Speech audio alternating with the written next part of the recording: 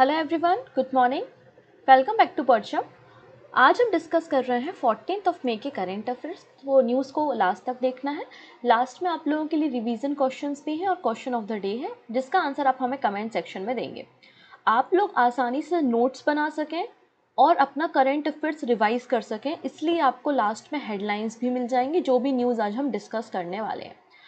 अगर आज की क्लास का पीडीएफ आपको लेना है तो परचम का टेलीग्राम ज्वाइन कर लेना। टेलीग्राम से आपको करंट अफेयर्स का पीडीएफ मिल जाएगा। ठीक है, तो कुछ नए टर्म्स हम डेली की तरह आज भी सीखेंगे। और कल हमारा आएगा वीकली सीए। वीकली सीए में पूरे हफ्ते में, पूरे वीक में, मतलब 8 मई से लेके 14 मई के बीच में जो भी इम्पोर्टेंट इवेंट्स हुए होंगे उनको हम शॉर्ट में देखेंगे। और एक छोटा सा क्विज होगा।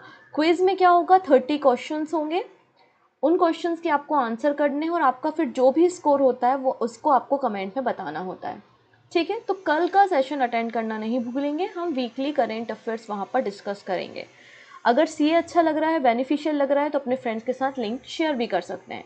सो स्टार्ट करते हैं। सबसे पहले इंपॉर्टेंट पर्सन 14 मई में जो न्यूज़ में थे।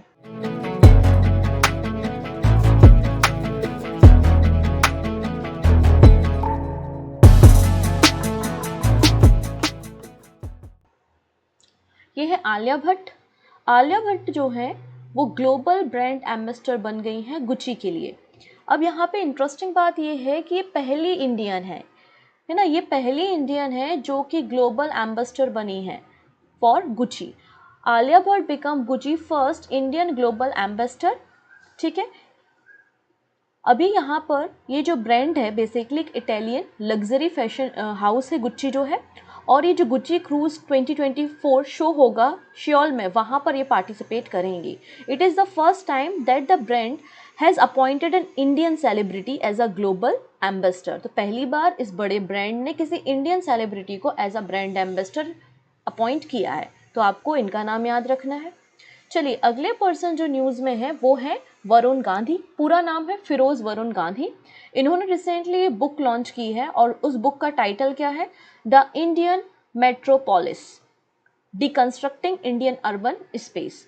ठीक है, तो यहाँ पर एक बुक लिखी गई है जिसका नाम है the Indian metropolis deconstructing India's urban spaces, और इसको लिखा है फिरोज वरुण गांधी ने। उन्होंने बताया है किस तरीके से हमारा जो अर्बन एरिया है वो फेस कर रहा है, क्या प्रॉब्लम है, जिसमें पॉवर्टी भी है, गरीबी भी है, इनइक्वलिटी है, क्राइम है, और लगातार जो मास लेवल पे इंफ्रास्ट्रक्चर डेवलप हो रहा है जिससे हमारा एनवायरनमेंट किस तरीके से डिग्रेड हो रहा है। तो ये सारी बातें इन्होंने अपनी इस बुक में लिखी हैं।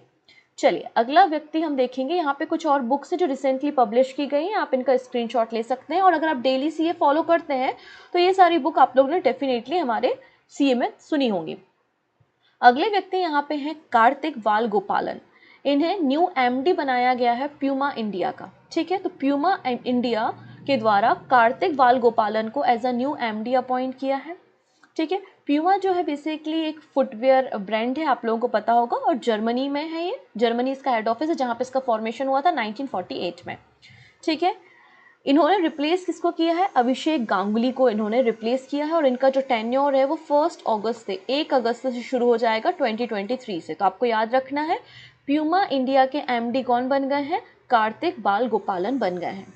आइए नेक्स्ट पर्सन हम देखेंगे, आयुष्मान खुराना। रिसेंटली आयुष्मान खुराना कई सारे इवेंट्स के लिए जो है ब्रांड एम्बेसडर बने हैं। फॉर एग्जांपल बैकफिट के लिए मैंने आपको बताया था, ब्रांड एम्बेसडर बनाया गया है इन्हें।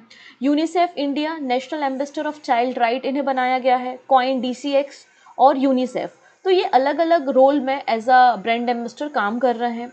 अब यहाँ पे जो स्पेशल ओलंपिक जर्नी होने वाली है बर्लिन में 16 जून से लेकर 25 जून के लिए, तो उसमें इंडिया की जो स्पोर्ट पर्सन है, इंडियन जो टीम है, उसके साथ इन्होंने भी ज्वाइन किया है आयुष्मान खुराना ने, टू इंस्पायर यूथ।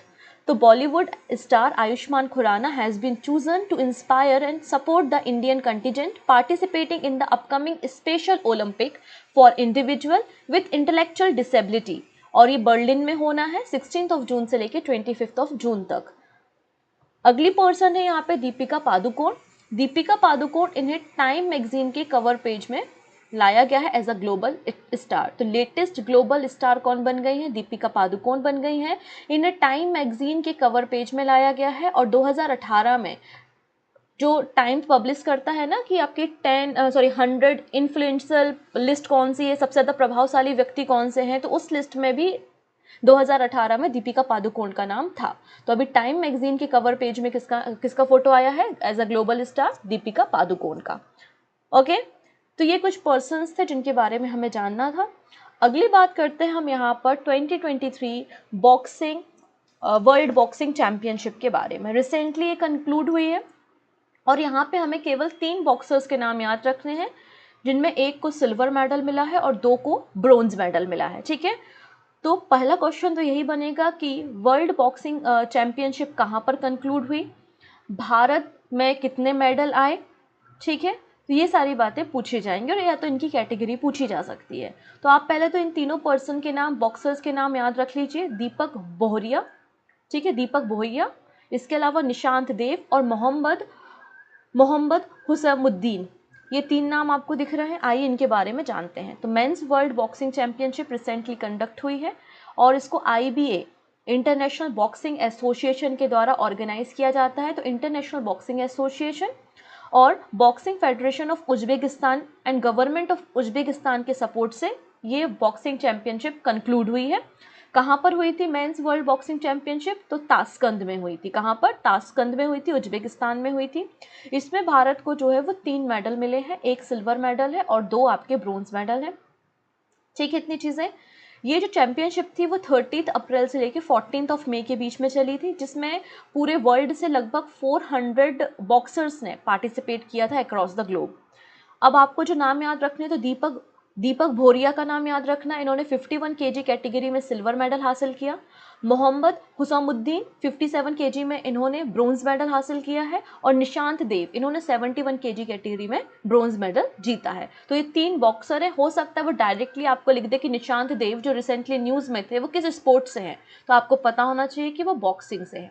ठीक, नेक्स्ट बात करते हैं। आप लोगों ने आयुष्मान भारत स्कीम के बारे में डेफिनेटली सुना होगा, है ना। अब यहाँ पे हम आयुष्मान असम स्कीम के बारे में बात कर रहे हैं, मुख्यमंत्री जन आरोग्य योजना। अभी तक हम प्रधानमंत्री जन आरोग्य योजना के बारे में बात करते हैं, है ना। अभी हम बात कर रहे हैं मुख्यमंत्री जन आरोग्य योजना। इसकी शुरुआत असम के मुख्यमंत्री डॉक्टर हिमंत विश्व शर्मा के द्वारा की गई है असम में। कहाँ पर की गई इसकी शुरुआत? असम में की गई है। आइए पूरी स्कीम को हम यहाँ पे समझते हैं। तो असम के मुख्यमंत्री हैं हिमंत विश्व शर्मा और वहाँ के जो गवर्नर है वो गुलाब चंद्र कटारिया जी हैं। दिसपुर वहाँ पे कैपिटल है।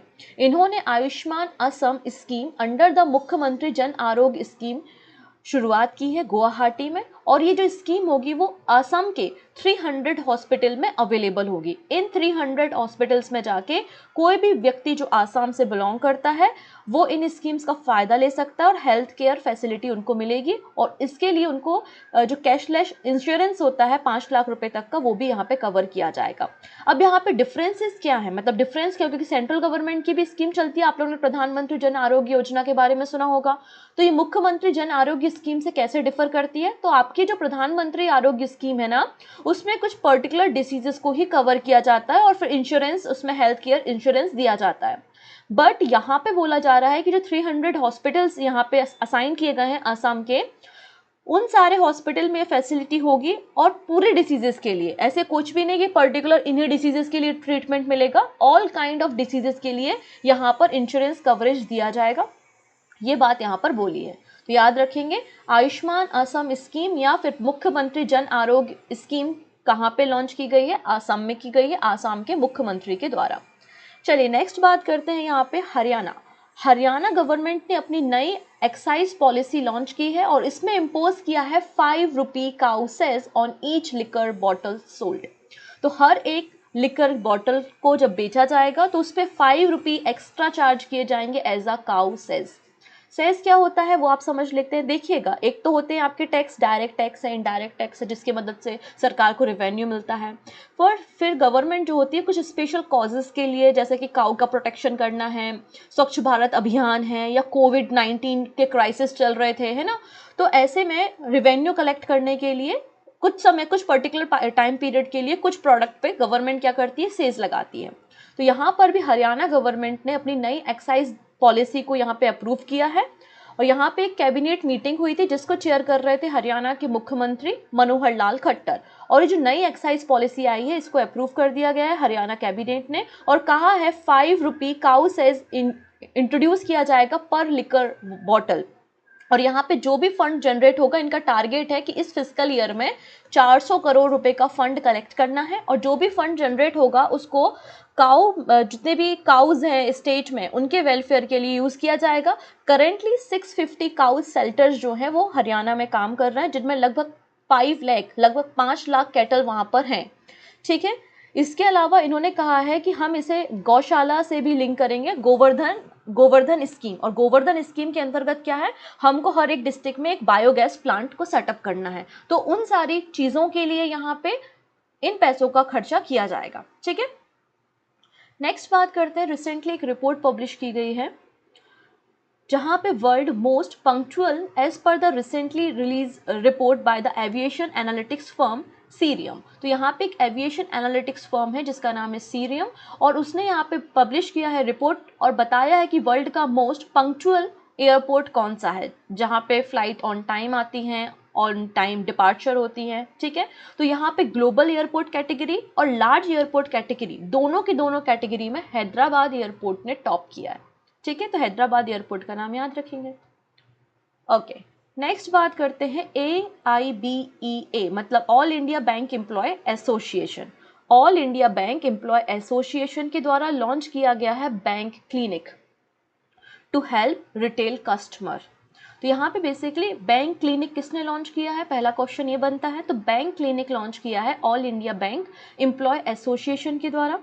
अगला क्वेश्चन बनता है कि बैंक क्लिनिक को क्यों लॉन्च किया गया। तो जो रिटेल कस्टमर होते हैं उनकी जो शिकायतें होती हैं, ग्रीवेंस होते हैं, तो उसको रिजॉल्व करने के लिए, रिटेल कस्टमर्स की प्रॉब्लम को सॉल्व करने के लिए बैंक क्लिनिक को लॉन्च किया गया है।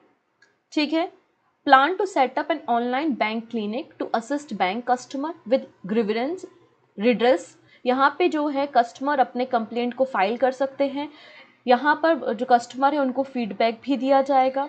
ठीक है, कस्टमर के सेटिस्फेक्शन का यहाँ पे ध्यान दिया जाएगा, जो भी कंसर्न है कस्टमर की उनको रिजॉल्व करने की कोशिश की जाएगी, और यहाँ पे कस्टमर सेटिस्फेक्शन और लॉयल्टी पे काम किया जाएगा। इसलिए बैंक क्लिनिक को लॉन्च किया जा रहा है। ठीक, अगली बात करते हैं। सेंट्रल इलेक्ट्रिसिटी अथॉरिटी के द्वारा एक रिपोर्ट पब्लिश की गई है। उन्होंने अपना बताया है कि जो पीक पावर डिमांड है वो बहुत जल्दी और भी ज़्यादा बढ़ने वाली है, क्योंकि लगातार आप देख रहे हैं गर्मी बढ़ रही है, और गर्मी के सीज़न में आप देखते हैं हमारे घरों में कूलर, AC, फ्रिज है ना, फैन, मतलब इलेक्ट्रिसिटी का कंजप्शन कितना ज़्यादा बढ़ जाता है। तो यहाँ पे बताया जा रहा है कि 29-30 तक 335 gigawatt and 2.28 trillion unit of electricity की रिक्वायरमेंट होगी। मतलब इतनी इलेक्ट्रिसिटी इनको जनरेट करनी पड़ेगी पूरे भारत के लोगों को डिलीवर करने के लिए। तो central electricity authority has projected a peak power demand of 335 gigawatt and 2.28 trillion unit of electricity for the year 2029 to 30। अभी सेंट्रल इलेक्ट्रिसिटी अथॉरिटी क्या है, ये एक स्टैच्यूटरी ऑर्गेनाइजेशन है। स्टैच्यूटरी ऑर्गेनाइजेशन है मतलब किसी एक्ट के जरिए इसको बनाया गया था। कौन सा एक्ट है ये, तो ये है इलेक्ट्रिसिटी एक्ट 2003। पहले एक पार्ट टाइम बॉडी थी 1951 तक, फिर इसको फुल टाइम बॉडी कर दिया गया 1975 तक में। ये जो आपका सेंट्रल इलेक्ट्रिसिटी अथॉरिटी है उसमें एक चेयरमैन होते हैं और कुछ मेंबर होते हैं, और मेंबर जो है वो 8 से ज़्यादा नहीं हो सकते, जिनको सेंट्रल गवर्नमेंट अपॉइंट करती है। चलिए, अगली एक और समस्या यहाँ पे खड़ी हो गई है, वो है ब्लू बगिंग। आंध्र प्रदेश की पुलिस ने यहाँ पे जितने भी स्मार्टफोन यूज़र हैं आंध्र प्रदेश स्टेट में, उन सबको कहा है कि विवेयर हो जाओ, सावधान हो जाओ। यहाँ पे हैकिंग के केसेस, ब्लू बगिंग के केसेस बहुत ज़्यादा इंक्रीज हो रहे हैं। तो आंध्र प्रदेश पुलिस ने स्मार्टफोन यूज़र को ब्लू बगिंग से सावधान करने की चेतावनी दी है, वार्निंग दी है। अभी ब्लू बगिंग क्या होता है, तो ब्लू बगिंग आप ऐसा समझिए, आप लोगों ने ब्लूटूथ के बारे में तो सुना ही होगा, आप लोगों के फ़ोन में ब्लूटूथ होगा कि नहीं होगा, और ब्लूटूथ के ज़रिए आप लोगों ने फ़ोटो, सॉन्ग, फाइल ट्रांसफ़र भी की होंगी। कैसे करते हो आप लोग ब्लूटूथ से फाइल ट्रांसफ़र? सबसे पहले तो आप लोग ब्लूटूथ ऑन करते हो, फिर आपका जो फ्रेंड होता है वो आपके डिवाइस को सर्च करता है, फिर आप लोग एक दूसरे के साथ पेयर करते हो, और फिर एक दूसरे के बीच में फ़ाइल का ट्रांजेक्शन करते हो। अब ऐसा तो होगा नहीं कि मैंने ब्लूटूथ यहाँ पे ऑन किया है और 2 किलोमीटर दूर मेरा ब्लूटूथ एक्सेस हो जाए? तो आंसर है नो। केवल 10 मीटर के रेडियस में ही यहाँ पे ब्लूटूथ फैसिलिटी काम करती है, ठीक है ना। तो यहाँ पे अब हैकर्स क्या करते हैं देखिएगा। मान लेते हैं कि मैंने अपना ब्लूटूथ ऑन कर रखा हुआ है, ठीक है, और यहाँ 10 मीटर की रेडियस में कोई कोई हैकर मेरे आसपास है और उसने भी अपना फ़ोन चालू करा है और वो आसपास सर्च कर रहा है कि किसी का ब्लूटूथ तो ऑन नहीं है और उसको मेरा ब्लूटूथ ऑन मिल गया। तो वो क्या करेगा, मेरे ब्लूटूथ के साथ पेयर करने की कोशिश करेगा और मेरे ब्लूटूथ को मतलब मेरे फ़ोन को हैक कर लेगा और मेरी जो मैसेज है, कॉल है, कॉल रिकॉर्ड है, फ़ोटो है, सबको वो एक्सेस कर सकता है और किसी दूसरे व्यक्ति को ट्रांसफ़र भी कर सकता है। तो ये कहलाती है आपकी ब्लू बगिंग। ओके है, तो यही इसी के बारे में बात हो रही है कि ब्लू बगिंग क्या होती है। वही सारी बातें यहाँ पे लिखी है जो मैंने आपको एक्सप्लेन की है, आप चाहें तो पढ़ सकते हैं, ठीक है। नेक्स्ट बात करेंगे हम one station one product scheme के बारे में। अच्छा, पहला क्वेश्चन ये बनता है कि one station one product scheme किसने लॉन्च की है और कब लॉन्च की है और क्यों लॉन्च की है, ठीक है। तो वन स्टेशन वन प्रोडक्ट जो स्कीम है मिनिस्ट्री ऑफ रेलवे ने लॉन्च की थी, ठीक है। कब लॉन्च की थी? तो इसको पायलट बेसिस पे 25 मार्च 2022 को 25 मार्च को 25 मार्च 2022 में इसको लॉन्च किया गया था। किस लिए? वोकल फॉर लोकल विजन को ध्यान में रखने के लिए। जितने भी इंडिजिनियस प्रोडक्ट बनते हैं, जो आर्टिस्ट इन प्रोडक्ट को बनाते हैं, तो वो यहाँ पे अपनी इस शॉप्स पे, स्टेशन में जो शॉप्स अलॉट होंगी वहाँ पे अपने प्रोडक्ट को रख सकते हैं और निश्चित कीमत, मतलब एक अच्छी कीमत उनको अपने प्रोडक्ट की मिल जाएगी। इसलिए यहाँ पे मिनिस्ट्री ऑफ रेलवे ने one station one product scheme को लॉन्च किया था। तो अभी मिनिस्ट्री ऑफ रेलवे ने हमको बताया है, क्या बताया है कि यहाँ पर 728 स्टेशंस हैं ऑल ओवर द इंडिया, जिसमें 21 स्टेट्स भी हैं, 3 यूनियन टेरिटरी भी हैं और 728 स्टेशंस पे 785 आउटलेट हैं। किस चीज़ के आउटलेट हैं? वन स्टेशन वन प्रोडक्ट के। ये वन स्टेशन वन प्रोडक्ट के अंदर कौन से प्रोडक्ट होते हैं? कुछ यूनिक प्रोडक्ट होते हैं जैसे कि हैंडीक्राफ्ट से रिलेटेड है, traditional wear, textile, local agriculture produce, है ना, ये आइटम यहाँ पे होते हैं। इसके लिए एलिजिबल जो कैंडिडेट होते हैं वो अपनी एप्लीकेशन देते हैं और रोटेशनल बेसिस पे ये आउटलेट उनको अलॉट किए जाते हैं जहाँ पे ये अपने प्रोडक्ट को बेच सकते हैं। तो बेसिकली जो लोकल आर्टिस्ट है उनको प्रमोट यहाँ पे गवर्नमेंट करना चाहती है। अब ये जो आउटलेट है, आप देखेंगे किसी भी स्टेशन पे जाओ तो ऑलमोस्ट सेम ही डिज़ाइन आपको इन आउटलेट्स की देखने को मिलेगी। इन आउटलेट्स को डिज़ाइन किसने किया है? नेशनल इंस्टीट्यूट ऑफ डिज़ाइन के द्वारा इन सारे आउटलेट्स को डिज़ाइन करने का काम किया है। तो 728 रेलवे स्टेशन ऐसे हैं हमारे पास जिनके पास 785 आउटलेट्स हैं, one station one product under the ministry of railway, ठीक है। तो ये आज की हमारी छोटी सी सिंपल सी करंट अफेयर्स न्यूज़ थी। अंत में कुछ शॉर्ट न्यूज़ है, जैसे कि तेलंगाना गवर्नमेंट पहला स्टेट बन गया है कंट्री में जो लॉन्च कर रहा है स्टेट रोबोटिक्स फ्रेमवर्क। तो अगर पूछा जाए कि हमारे देश का पहला ऐसा कौन सा राज्य है जिसने स्टेट रोबोटिक्स फ्रेमवर्क को लॉन्च किया है, तो तेलंगाना, और इनका विज़न है कि एक सस्टेनेबल इकोसिस्टम रोबोटिक्स के लिए तैयार करना। नेक्स्ट है सागर श्रेष्ठ अवार्ड। तो यहाँ पे प्रेस्टिजियस सागर श्रेष्ठ अवार्ड किसे दिया है? तो मिनिस्ट्री ऑफ शिपिंग के द्वारा ये अवार्ड मैरीटाइम सेक्टर में कोचीन पोर्ट को दिया है, कोचीन पोर्ट को, कोचीन बंदरगाह को दिया है। उत्तराखंड के देहरादून में 4 डे मिलेट फेस्टिवल की शुरुआत हो गई है, जिसे हम श्री अन्न महोत्सव भी कहते हैं। 13 मई से इसकी शुरुआत हुई है। लोगों को अवेयरनेस दिलाने, पब्लिक को अवेयरनेस दिलाने कि कितने हेल्थ बेनिफिट होते हैं मिलेट्स के, ठीक है। चलिए, तो आज हमने क्या क्या देख लिया कि आलिया भट्ट पहली इंडियन सेलिब्रिटी जिसको गुच्ची का ग्लोबल एम्बेसडर बना दिया। फिर यहाँ पे वरुण गांधी ने एक बुक लॉन्च की है, Indian metropolis deconstructing India's urban space. फिर प्यूमा इंडिया के एमडी बन गए हैं कार्तिक बालगोपालन। आयुष्मान खुराना ने ज्वाइन किया है India team as ambassador for special Olympics journey to Berlin. Next है men's world boxing championship complete हो गई है, ठीक है, उज्बेकिस्तान में, और यहाँ पर 3 भारतीय हैं जिनमें एक को सिल्वर और 2 को ब्रोंज मेडल मिला है। दीपिका पादुकोण को यहाँ पे टाइम मैगजीन के कवर पेज में शामिल किया गया है। असम के मुख्यमंत्री के द्वारा आयुष्मान असम स्कीम की शुरुआत की गई है। हरियाणा ने अपनी नई एक्साइज पॉलिसी को इंट्रोड्यूस किया है जिसमें 5 रुपीज़ काउ सेस लगाने की बात की है हर एक लिकर बॉटल पे, ठीक है। नेक्स्ट है हैदराबाद एयरपोर्ट जो है वो वर्ल्ड का मोस्ट पंक्चुअल एयरपोर्ट बन गया है। यहाँ पे बैंक क्लिनिक की शुरुआत की गई है रिटेल कस्टमर को सेटिस्फाई करने और उनकी प्रॉब्लम्स को सॉल्व करने के लिए। सेंट्रल इलेक्ट्रिसिटी अथॉरिटी ने प्रोजेक्ट किया है कि हमारी जो पीक डिमांड होगी 2029-30 तक वो 335 गीगावाट की हो जाएगी। ठीक है, ब्लू बगिंग के बारे में मैंने आपको बता ही दिया है। तो ये आज के हमारे करंट अफेयर्स थे। चलो हम फटाफट से यहाँ पे अपने MCQ देखते हैं। सबसे पहली बात है हरित सागर गाइडलाइंस। रिसेंटली इसको लॉन्च किया गया है। किसने लॉन्च किया है नई दिल्ली में? तो आंसर हो जाएगा यहाँ पे सर्बानंद सोनोवाल ने, ऑप्शन डी। कौन सा राज्य पहला राज्य बन गया भारत में जिसने इंप्लीमेंट किया है राइट टू वॉक? तो राइट टू वॉक इंप्लीमेंट करने वाला पहला स्टेट कौन सा बन गया है? पंजाब। कल हमने इसके बारे में डिस्कशन किया था। नेक्स्ट बात करते हैं 6th इंडियन ओशियन कॉन्फ्रेंस कहाँ हो रही है? तो ढाका बांग्लादेश में हो रही है, ऑप्शन डी बिल्कुल करेक्ट हो जाएगा यहाँ पर। नेक्स्ट बात करते हैं which of the following will launch bank clinic to help retail customer with grievance redress? तो यहाँ पे बैंक क्लिनिक की शुरुआत All India Bank Employ Association ने की है, ऑप्शन डी बिल्कुल करेक्ट है। नेक्स्ट है L&T लॉर्सन एंड टोब्रो के चेयरमैन एंड मैनेजिंग डायरेक्टर कौन बन रहे हैं? आंसर हो जाएगा यहाँ पर SN Subrahmanyam, option D is the right answer. Next है कोलकाता पोर्ट जिसका नाम श्यामा प्रसाद मुखर्जी पोर्ट कर दिया गया है, इसका चेयरमैन किसे बनाया गया है? तो आंसर हो जाएगा Ratendra Raman, option C is the right answer. Who has been appointed as the Gucci first Indian global ambassador? तो आंसर हो जाएगा यहाँ पे आलिया भट्ट। ठीक है, नेक्स्ट बात करते हैं who has been awarded Bharat Ratna doctor Ambedkar award for the creating a fear free state? Answer हो जाएगा Yogi Adityanath, option C. Next है IBM ने किस ग्रुप के साथ पार्टनरशिप की है जिससे वो अपने नए मैप्स को स्पेशल मतलब हाई रेजोल्यूशन में कर सके? तो आंसर हो जाएगा नासा के साथ, ऑप्शन बी। नेक्स्ट है who has won the bronze medal in the women's 10 metre air pistol rifle event at the ISSF world cup in Baku Azerbaijan? तो किसने ब्रोंज मेडल यहाँ पे जीता है वीमेन 10 मीटर एयर पिस्टल में? तो मैंने आपको कल ही बताया था यहाँ पे Ridhim Sangwan, option D is the right answer. This is the question of the day.